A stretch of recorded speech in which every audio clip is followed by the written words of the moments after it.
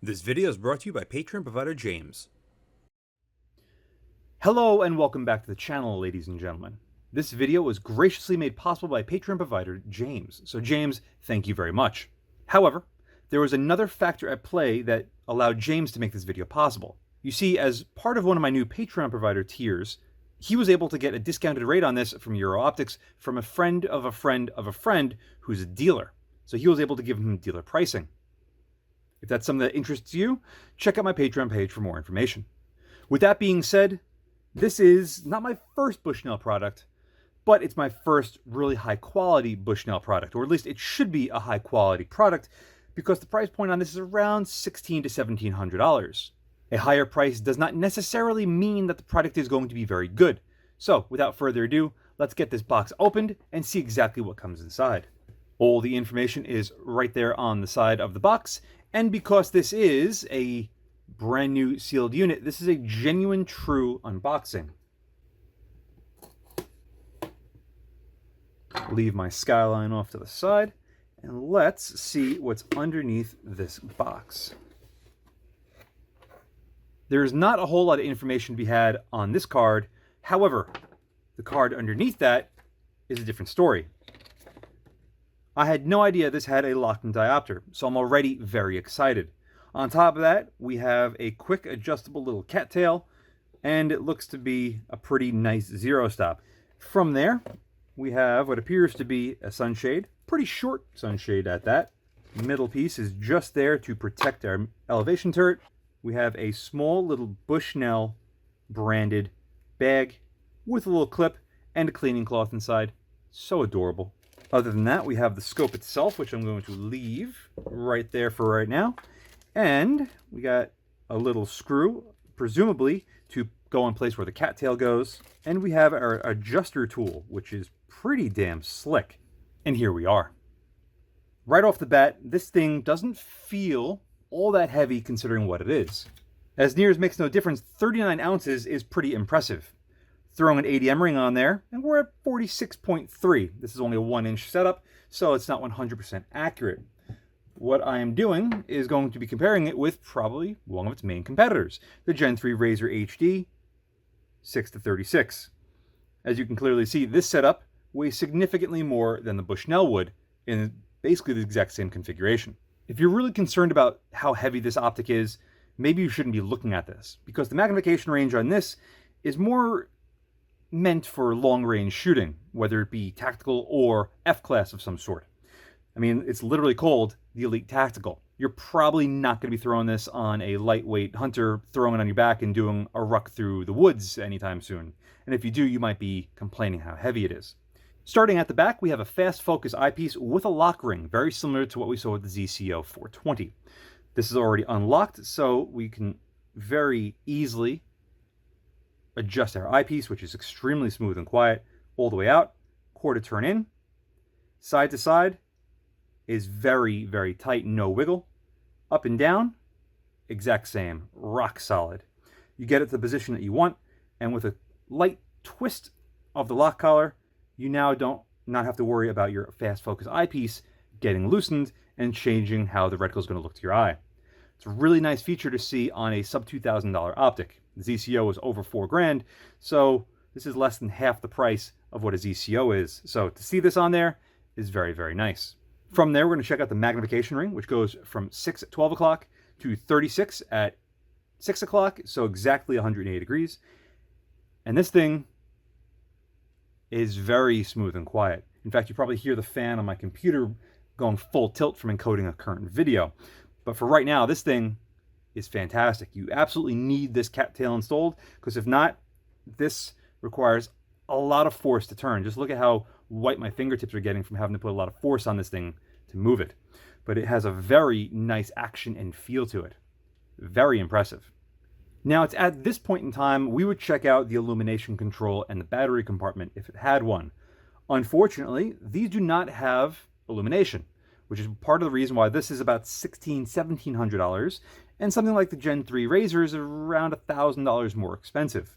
Honestly, if you're shooting during the day, you shouldn't really need illumination all that much anyway. So the fact that this thing doesn't have illumination wouldn't really upset me if I knew I was buying something that didn't have illumination to begin with. It obviously is perfectly fine for James and his uses because he bought this and it doesn't have it. However, what we find is a 50-yard minimum zero and an infinity at more than 270 degrees from one another. So you have a lot of adjustability on this with hopefully a finite ability to dial this in perfect for your distance. 50 to 100 happens in about 90 degrees. From 100 to 500 is as near as makes no difference, about 120 degrees. And then from 500 to infinity is the rest. But this is extremely smooth and well damped. And like everything else we've seen so far, absolutely silent. Feels really, really good. And the splines they have on this are intermittent. They're not fully all the way around, but there's nothing wrong with that. It's got a good feel to it, and they're close enough that you can get purchase on it all the time when you go to grab it. But if you look at all of the touch points, they all share more or less the exact same sort of style on that. So that's something that I'm very happy to see.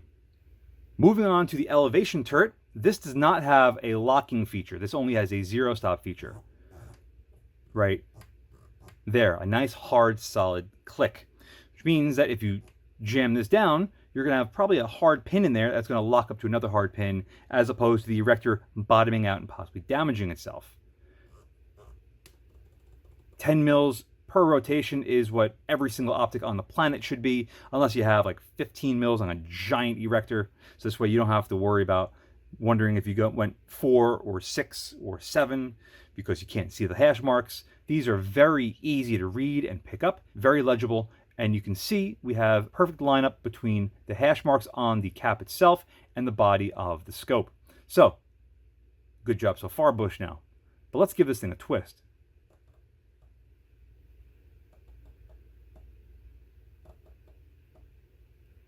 A little bit of play, a little mush, but once you take up that slop, it pops right into the next detent. Rotational indicators are underneath, which are fantastic. And as you can see, we have a massive amount of adjustment on this thing. Almost too much. I'm sure we're going to wind up somewhere in between this on a 0.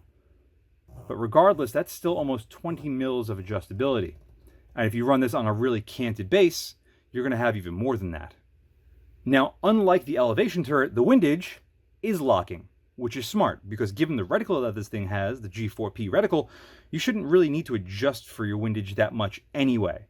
I'm a big fan of, if I can hold for wind, I'd rather hold than adjust, because sometimes wind changes so fast, by the time you make a minor adjustment, it's time to adjust back again or somewhere else.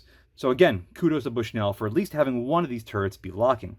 The action on this is pretty good. It requires a good amount of force to open up, and it seems to lock up fairly easily. However, they probably could have put this locking setup from the windage on the elevation and made everybody happy. But regardless, let's see how this one sounds.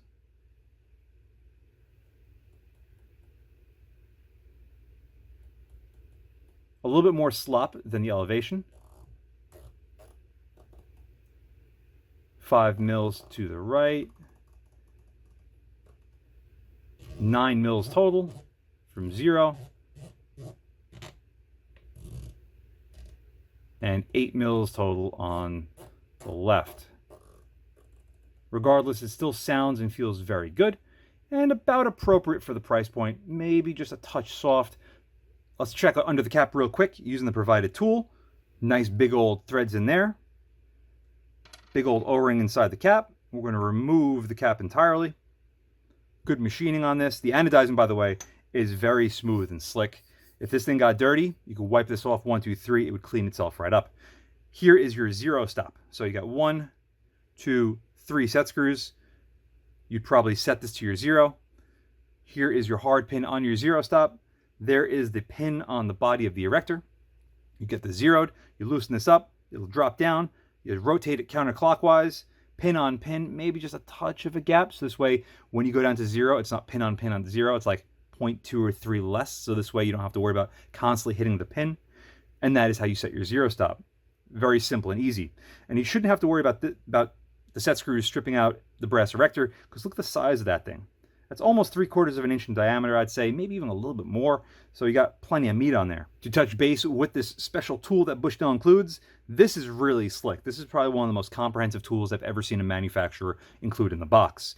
You got a little Torx bit over here, a little Allen key, a smaller Allen key for your zero stop, a couple of flathead sections for larger flathead screws, and of course your 2 coin slot adapters. Instead of using a quarter, you could use one of those. This way you don't accidentally mar the anodizing or the aluminum when you accidentally slip out of it. But you also have about a 1/2 inch hex piece in the middle. Very interesting. So there you have it. There honestly isn't that much to talk about this optic. It's actually fairly bare bones. But there's nothing wrong with that if this can perform all of its duties absolutely perfectly well. So the only way to find that out is to get behind it and see if it does exactly that. Moving right along, let's take a good look at this G4P reticle. This is of course in first focal plane and features the finest, most elaborate sort of hash marks on the windage and on the elevation post I've ever seen. And the odd part is, once you crank it up past like 20-25x, you can't really see them. So I don't know why they decided to make the end of the reticle so busy. We'll talk about the rest of the reticle as we zoom in, but first take note that this is a first focal plane reticle, which means that as you increase the magnification, the reticle itself will change size. That is so that the scaling of the reticle, being in mils, remains the same no matter what the magnification is. At its maximum of 36x, you can clearly see we have a very fine center dot at the middle of the crosshair. That's personally my favorite setup for an HPVO. Bushnell also opted just to label the even mil red hash marks not to crowd up the reticle. At first glance, it's a little complicated in the middle because you don't really know what's going on with all those little smaller hash marks, but in time you figure it out. One thing you might have noticed is that at its top end of 36x, the image gets significantly darker even here on my whiteboard. Right now we're backed out to about 25x, which is where I found the max for its brightness, sharpness, and clarity, and I'll be showcasing that throughout the rest of the video. Because this is a non-illuminated optic, well, there's nothing to really showcase on the illumination. So, moving on to the turrets.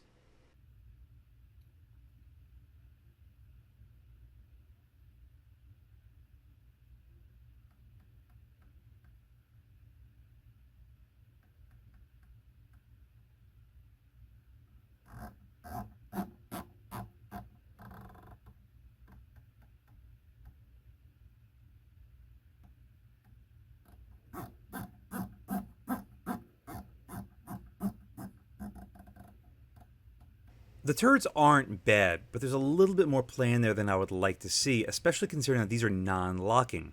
If this is a locking turret, I wouldn't mind a little bit more slop to it, but there's just a lot of slack in the detents.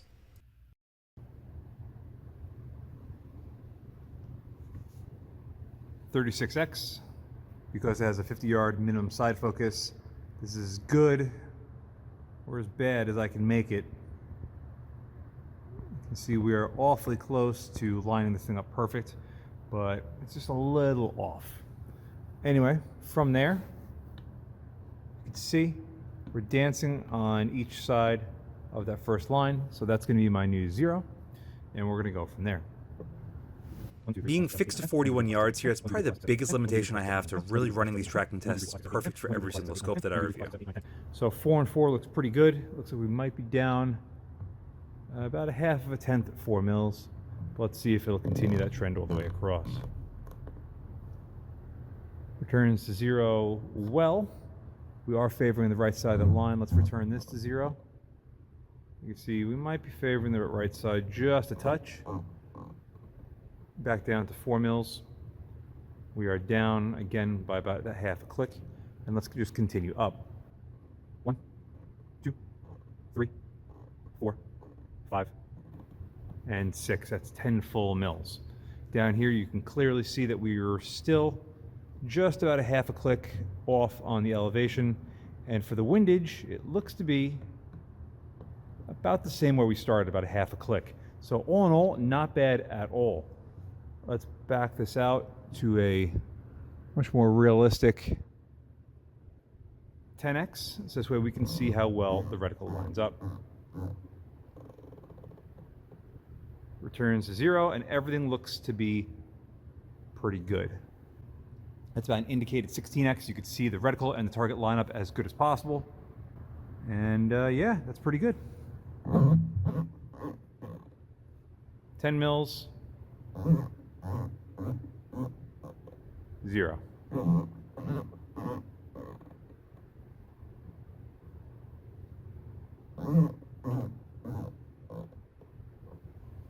Not bad.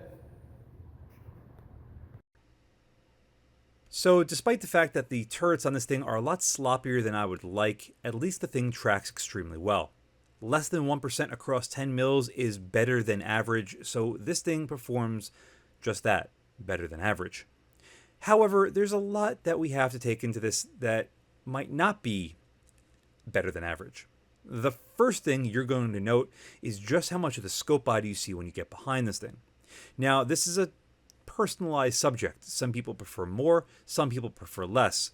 I myself am a fan of the less scope body that I can see, the happier I am. And the reason why I'm going to be happier is because typically you have a larger view through it. And that's the perfect segue into the second thing you might notice about this thing, is just how small the image is looking through this. Now, if you've already seen the Gen 3 Razr HD review, then you will know that I compared this thing side by side with that, and the difference is frankly huge, to play on words on the fact that it's not so huge when you look through it. But the image behind it isn't that bad, again by itself. At its maximum of 36x, we have a soft image.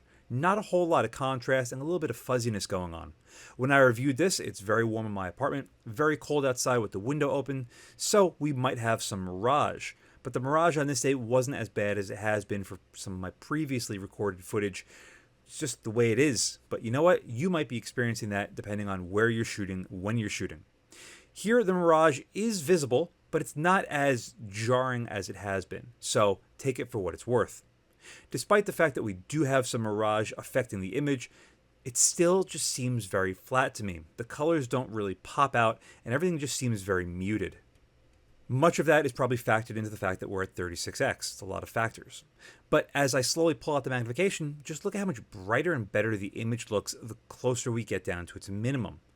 It's just one of the awkward performances of having I want to call it a super high-powered variable optic, or an SHPVO.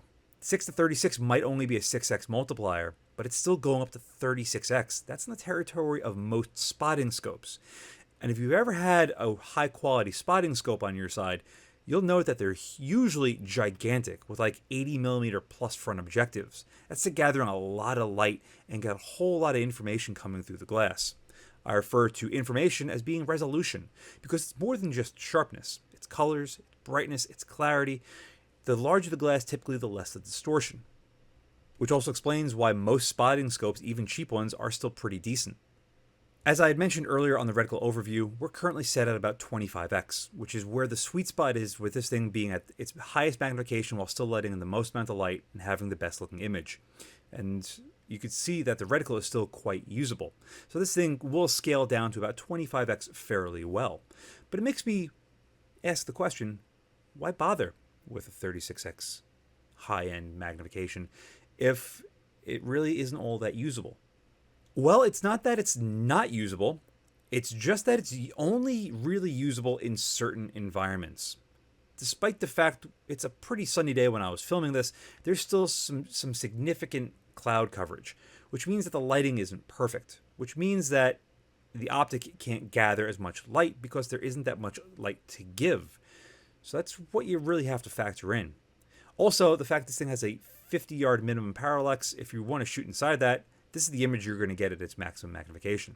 36x, minimum side focus, at about 35 yards on the power lines. Not the best looking image, but again, you have to just understand the limitations of your optic.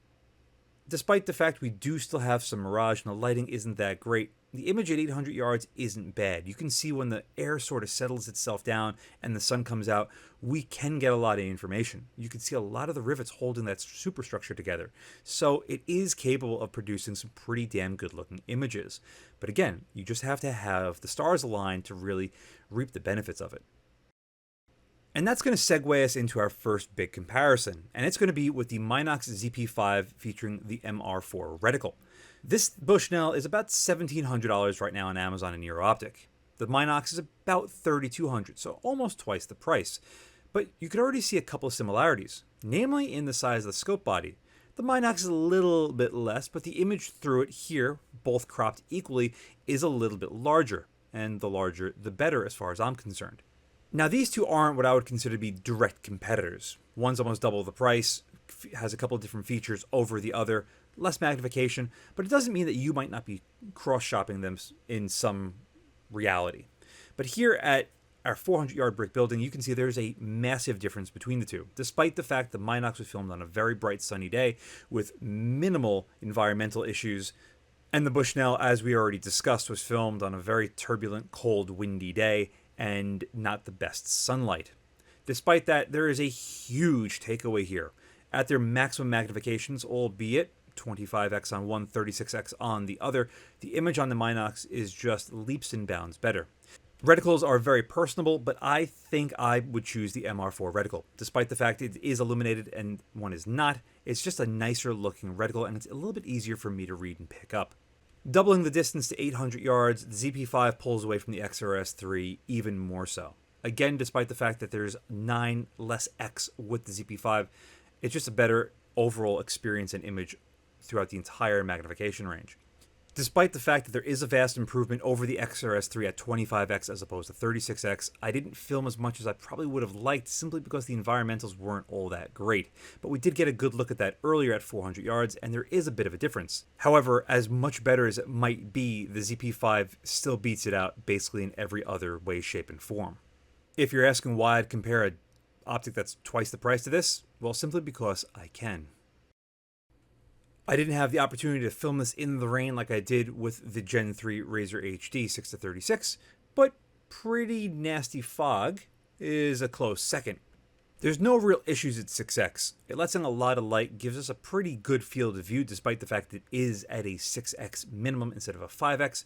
And as we slowly increase the magnification, you're going to see that despite the fact that the lighting is pretty dim and dreary, once we get to its maximum, it doesn't seem as bad as it did earlier. No idea why that is.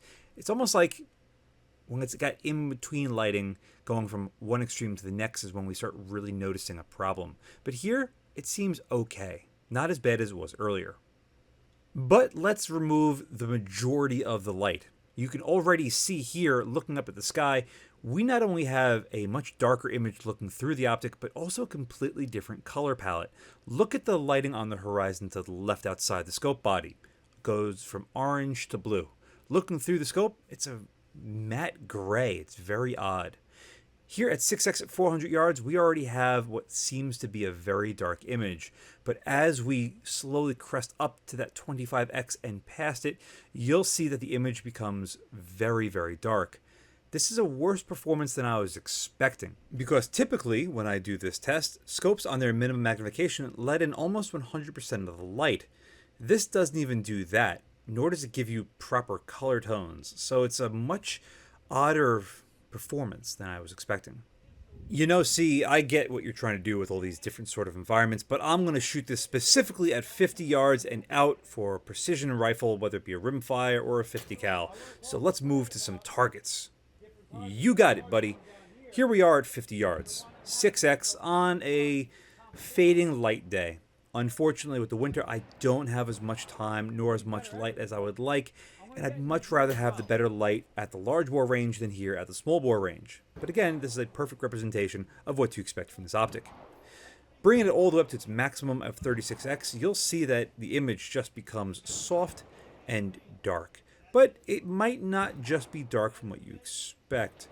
Touching with a side focus, you can see that's as good as it gets. There is no real finer adjustment to it. The image just seems soft. And to show to you just how tight this Eyebox is going to be, if I adjust the camera ever so slightly side to side, the image goes a little bit brighter and then right back to dark. We'll go be looking at the Eyebox very soon, but just know that it's exactly what you'd expect from a super high-powered variable optic.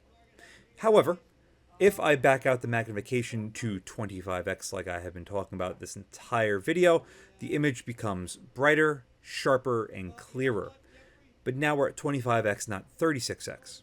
What's the point of having an optic if you can't really extract all of its performance? So using literally only 2/3 of its magnification range. That's not what I would consider to be ideal. Speaking of the Eyebox, let's get right into it. If you watch my Gen 3 video, the Eyebox on that thing at 6x was pretty damn impressive. This is not as much, but you can see we do get less scope body when we get behind it just right. However, when you are situated behind it at that position and you increase the magnification, let's say here to 18x, you have to shift your eye. The eye relief will change, so that's something to take note of. At 18x, it's not a terrible performance. I'd say it's a little bit less than what you can get with the Miopta Optica 6.3 to 18 that I frequently run on my go-to rifle. Here at 36x though, if you're not literally perfectly behind it, you're not going to be able to look through it. If you're not set up on a rig such as mine where everything is 100% rigid mount, expect to be shooting off a bipod, a rear bag, or a rest from a bench to be able to actually use the damn magnification. Time to make another comparison. And this time is going to be with the Gen 3 Razer HD 6-36. Again, if you've already watched the Gen 3 review, you already know what I'm going to say here. But if this is all new to you, sit back and enjoy. The biggest thing that's going to strike you is the size difference between these two when you're looking through it. The XRS on the left seems minuscule by comparison to the Gen 3 on the right. Yes, both of these are cropped to the exact same levels. So what you see is exactly what you would get. You also get a larger looking field of view through the Gen 3 as opposed to the XRS. How much are you wondering at 6x? Well, for the Bushnell, it's claimed about 18 feet, and it's 20.5 feet at 6x for the Gen 3 Razer. However, at 36x, they both claim to have 3 foot of field of view. But something tells me otherwise. For me, I'm a very visual guy. I learn and interpret things from visual representation, and both of those targets are the exact same width on the backer, maybe not the shoot and see in the middle, but just look at what we have going on here. You see way more going on with the Gen 3 than you do with the XRS3, and that's going to be the takeaway from this. Sometimes you could look on a piece of paper and read spec sheets and compare and contrast, but until you really get behind it or visually see what they're capable of doing, you're not really going to know how one's going to perform versus the other. Another test people often ask me to do is depth of field. So here we're focusing on a bowling pin on a 190-ish yard berm with the 100-yard paper targets still being in front of it. Getting both bowling pins on both optics in focus will yield very similar looking results between the 100-yard paper seen in front of us. Both of them have enough detail where you can make out the 1-inch squares on there, but ultimately they're really just you're splitting hairs between the two. As far as the image looking through it, here at 200-ish yards, yeah, they both look fairly competent as far as colors and contrast go, but this is only 180-ish yards. Wait until we push back even further. Oh, coincidentally, here we are at 200 plus yards from where we're currently sitting at the exact same target, basically on the exact same day. One might argue that the image looks a little bit brighter on the XRS3, and you might win that argument, but you'll also see that there is some more chromatic aberration, some purple fringing, especially on that number 1 on the top left corner of the target for the XRS3, whereas with the Gen 3 Vortex, it doesn't seem to exist.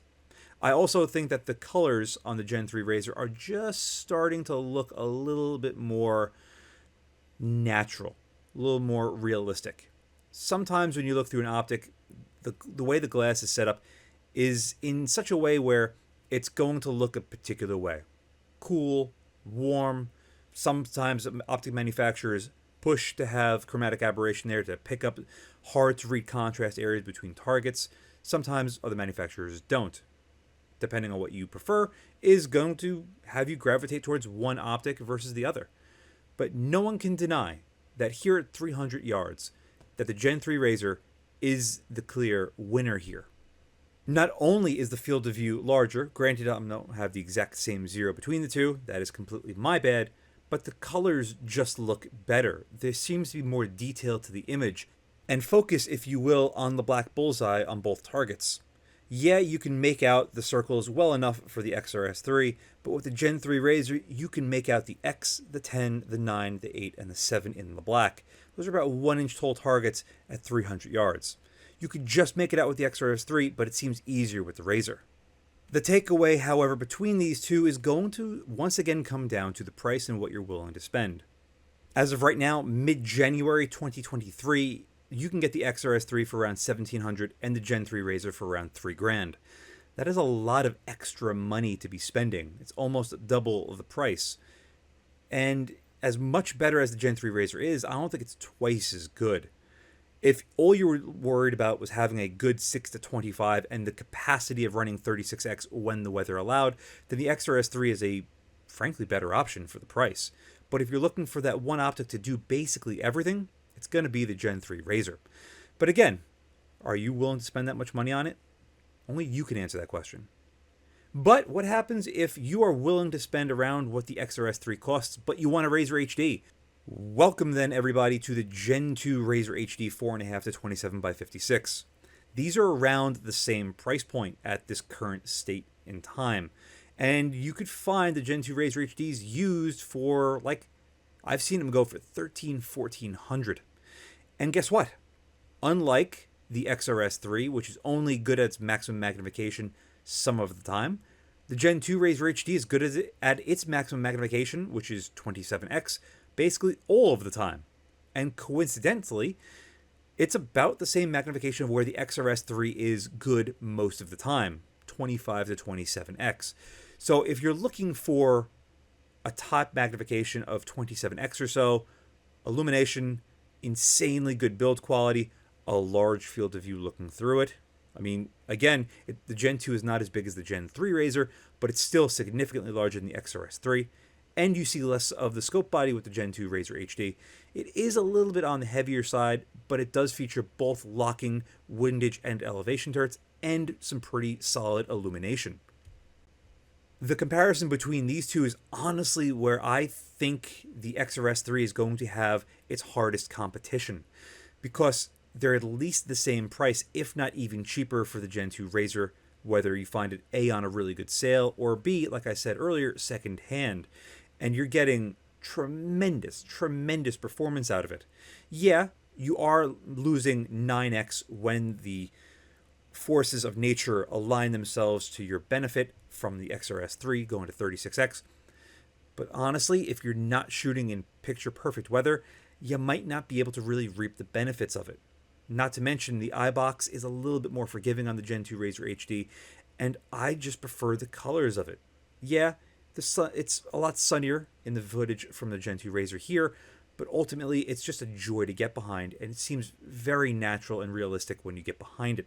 It doesn't seem like it's really pulling in one way or the other. And if you do happen to find yourself shooting in a shadowy, dark environment, the illumination is pretty damn solid on the Gen 2 Razor HD. So you do have the option if you need it, which for me personally, I'd rather have illumination than just extra magnification. But alas, that is my perspective, not yours. And that is going to now segue us into my final thoughts. I had James's XRS3 Bushnell for about 3 weeks, and I shot it several times, both at Smallbore and here at large bore. And honestly, just throwing it on an airsoft gun of mine and just using it in different environments in a more quote-unquote tactical, let's say like PRS style environment from offhand positions. And you know what? If you're looking at the XRS3 through a straw and you're only looking at that, you're not factoring in any other optics to the equation, by itself as it stands to be a pretty good optic. But you have to just know its limitations. And the limitations are, it's got very high magnification, but it's not usable unless you're in a perfect situation. Off a bench, bipod, bag, rest, however you want to shoot in that environment. Yeah, that's great. You're shooting prone off a bipod, yeah, you'll be fine. But it's still really challenging to get behind 100% of the time. I'm sure if any professionals are watching this video, they're going to laugh at me and say, well, you suck at shooting. Well, you know, maybe I do compared to a lot of professionals out there, because I am not a professional, I'm an amateur. I've been shooting for a long time, and I shoot quite frequently, and I think I hold my own in most cases, but at the end of the day, I'm not someone that's getting paid to go out there and shoot at that level. Regardless, though, the track record on the XRS3 and the Bushnell products, being also the XRS2, definitely have a really good, strong history In fact, some of the longest shots recorded were with a Bushnell product, so there is some heritage to it. And like I had said earlier, if you're looking at just this optic and this optic alone, it performs well, given the fact that you know that it's not going to be the most ideal setup for a lot of different environments. Now, if you're looking at this and wondering if more magnification is better than perhaps some different options out there, a la Gen 2 Razor HD, you really got to sit yourself down with a pen and pad and just write out what is important to you and what you're looking for out of your optic and how you want it to perform. So if you're shooting off a bench exclusively, then you're not going to worry about a lot of the things that I might complain about. If you're going to be shooting in a more PRS environment or a more tactical environment, let's say, where you're running and gunning and you're beating the hell out of it, I want, for example, more eye relief. I want a larger field of view. I want a more capable eyebox. I want better controls. I want to know that if I lock my stuff down, it's not going to move.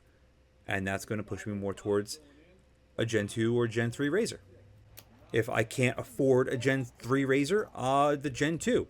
Am I fine with a 27x magnification? Yes or no? And then you just go down the list. And eventually you're going to come up with some guidelines to use as a template for what you're going to be looking for in an optic. If at the end of that page you come up with accepting what this optic has to offer and you're okay with it, then it's a very good optic for the money. Though I do not know the exact price that James got on this thing, I do know it was a few $100s off. So let's say he got this thing for $1,500. It's a $200 savings.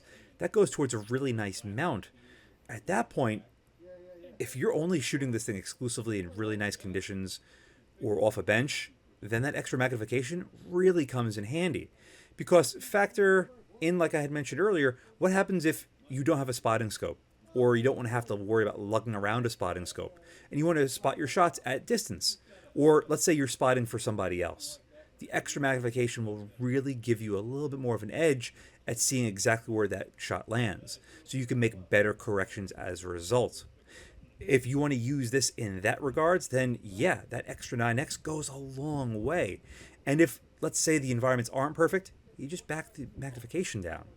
25x is still a very usable number, and one that you'd have topped out with a Gen 2 Razor HD. I myself shoot better with less magnification, so a 6-36 doesn't interest me in the slightest on any of my setups that I'd probably ever run. But I can absolutely see the appeal using this not only as a tactical scope, but also as a potential spotting scope. For example, here at 200 yards, I'm shooting this with my 5.56, and I can clearly see the 3-shot group that I'm putting on above that center diamond. And for those of you wondering, that group was shot with my Ruger American Ranch topped with my Miopta Optica 6.3-18 using 62 grain ball ammunition. It's a phenomenal rifle, and it's a phenomenal little setup.